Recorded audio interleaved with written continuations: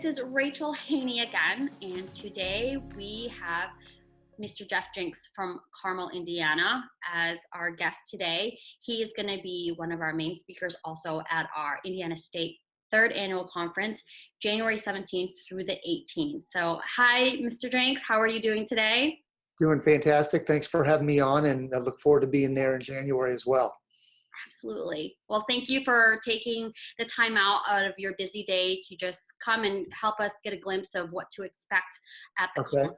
So for the audience, just to let you know, Jeff Jinks has a location in Carmel, Indiana, and his specialty is in real estate and business and estate planning. So he's got fantastic reviews. I will definitely be posting a link up. So you guys, if this is something that you're needing help with, definitely check Jeff Jinks out. He's definitely able to help you with that. Along with his specialty, he's also a lobbyist for the state organization. So that's where we're going to be briefly talking about today. Got it. So as one of the speakers for our event, just tell me just a brief synopsis of what some of the current topics that are going on as a lobbyist for the organization. Yeah, so I'll give you three quick ones. First of all is the utilities issue that we passed last year for House Bill 1347. That is remaining as a point of contention because a lot of the cities don't want to implement it, or they're partially implementing. There's a lot of pushback. So we're working with Representative Burton to revise the statute even and give more protection for investors. And he's very fired up about it because the legislators don't like it when the cities think that they're above them. So it's really an opportunity. I would also say that land contracts were a big issue at the last year's session. And I think that there's going to be a renewed push because that law it was not favorable for landlords and investors, and it made it through most of the process and then died at the very end. So we were lucky on that, but I expect that to come back. And then another kind of thing that's maybe percolating out of Seattle, which I've seen our speaker out of Seattle, but we have it here, and that's eviction moratoriums, where courts say, like during Christmas or New Year's or Thanksgiving, the holidays, we're not going to evict anybody. Mm-hmm. You might get a court order, but we're not going to put them out until sometime next year. And we already have that problem in Marion County. The courts the constables won't evict anybody between certain timeframes, even though that's not legal. They are just doing it that way. And other states and other cities are starting to write rules actually that say no evictions during that period, no matter what, which of course is a huge burden on investors. So we're monitoring that, and I think that that's going to be a hot topic all over the country because it's just it's enormous. Yeah, it is. I heard about that for the first time maybe about this Saturday actually, and I'm just like aghast at that's actually even an issue. So I'm looking forward to hearing more about it and what is happening and what's getting done about it, and basically what we as real estate investors can do about this. Yeah, you got it. Thank you for that. Yeah, thank you. So what 2019 heading to 2020, but just looking back this year, what's a win that you guys have done? Yeah, the win was definitely the utilities legislation. It took all year. Having a champion like Representative Burton was enormous. Getting, your first time out as an organization, getting something passed into law in your favor the way you wanted it is like off the charts, because most lobbyists, what they do is kind of monitor what's going on and then tell their constituents, be worried about these 10 bills or whatever.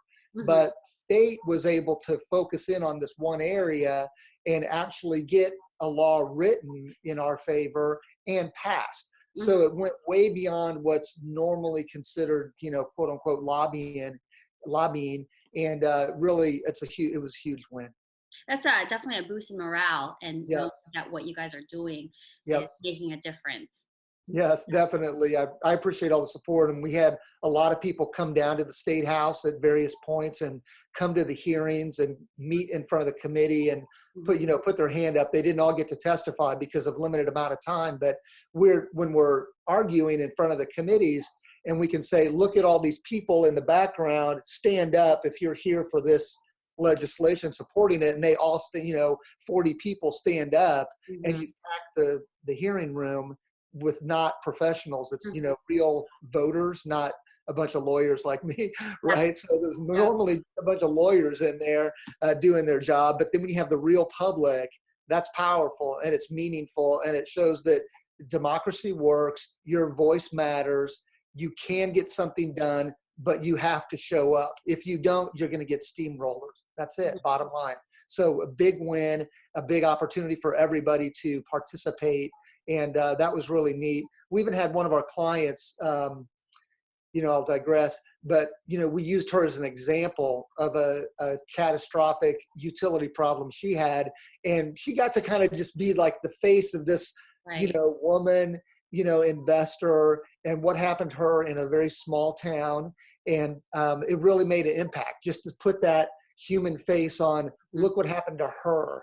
It's happening to all of us. So it was really neat to do that, and it was neat to have so many people show up supporting at lots of different occasions. It was great. I don't know if we've actually even said what that bill was for. I know I personally hadn't ever heard of it. So can you just really briefly tell what this bill was? Because we're talking about. I'm like, I don't know if the audience even knows what we're talking about. But what was this bill for? Yeah, House Bill 1347. What is exactly? Yeah, I'll try to, in simple terms, many cities around the state have city-owned utilities, and they were writing rules that said a landlord is liable for the tenant's utility bills, even though the landlord was not using them and whatnot. So a tenant would get 3, 4, 5, 6 months behind on their utility bills. They'd finally get them cut off, and then the landlord would be stuck with hundreds, perhaps thousands. Even in the wintertime, you can have some pretty big utility bills. But they're putting that on the tenant because they're trying to be too lazy to collect from their own, the users of it. So the statute reverses that and says, no, the user pays. So if there's a tenant in the property, the tenant is liable for paying the utility bill. You can't put it back on the landlord. So it's really important. And it's worth a lot of money to every landlord, every investor that's got a home. It affects you. It's not just the big guys or just in a few locations. It's everywhere, because about 90% of the state of Indiana is covered by these small local government utilities in like Bargersville and Greenwood and South Bend and Lafayette and Bloomington and Milford. I mean, it's everywhere. So the small utilities are the ones taking advantage of the little guy investors, and they've got way more money, and they're just, really taking advantage. Well, I want to thank you for doing that. We just got our first 4 rental unit property, and awesome. I'm just like, I think this kind of shows,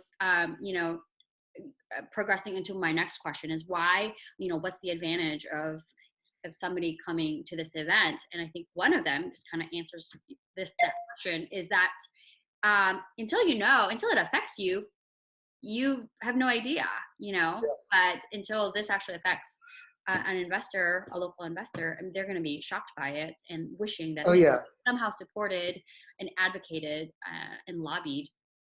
Well, it's a very rude awakening for an investor, a landlord, to find out what happens, and they don't find out till after the fact.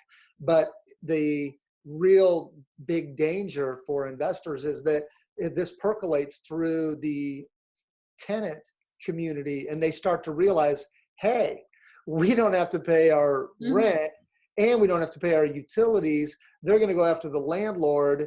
We can open the windows, we can open the doors, we can really, do some serious damage, plus just not pay, because the utilities are not real quick about turning off utilities for non-payment or even staying up on how far behind people get. And it's often 60, 90 days before they get to that point of collection letter and, hey, we're going to turn you off next month kind of a thing. So there can be a lot of money at stake. It's very serious. Yeah. Yeah. And that has a massive effect.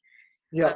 If an investor gets wiped out because of those bills like that, they can't acquire more properties to help more people. And it would be a devastating effect if that continued. It is. Yeah. Pretty big. Well, thank you so much. I think this is definitely something I'll be taking notes on and listening to you very closely at the event. Again, January 17th through the 18th. The link to register for this, whether you're a homeowner, a real estate investor, a real estate agent, wholesaler, you name it, this is definitely an event to be in. There's going to be networking. You're going to learn so much. There's going to be collaboration and people that you can partner up with. So highly recommend this event. It's going to be huge. And again, check out Jeff Jinks' link in the comment before or above. But thank you so much again, Mr. Yeah, it's my pleasure. It's my pleasure. It's been great to be on with you. And, one of the important things I think that everybody should take away is the community aspect that, most investors are isolated. They don't know what's happening out there. So this event really gives them a chance to be together and see what's happening all over the state, not just in their local REIA, their local community. So the community aspect of it is really powerful. Well, great. Thank you so much, Mr. Jinks, and we will talk to you later. Okay, thank you. Have a good day.